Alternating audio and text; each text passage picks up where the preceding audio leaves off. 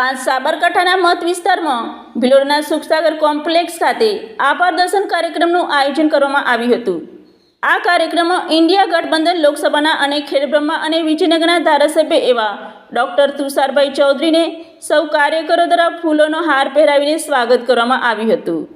તેમજ ડૉક્ટર તુષારભાઈ ચૌધરીએ ભિલોડાના મતદારોનો આભાર વ્યક્ત કર્યો હતો।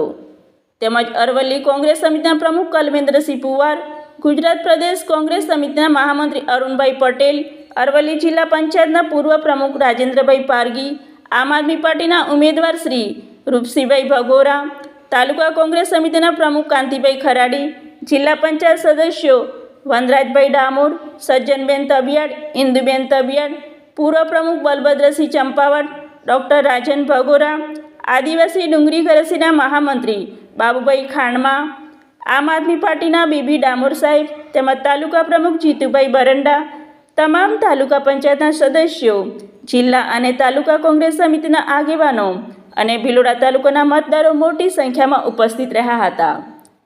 Bureau report Jyothika Kharadi, Aravalli.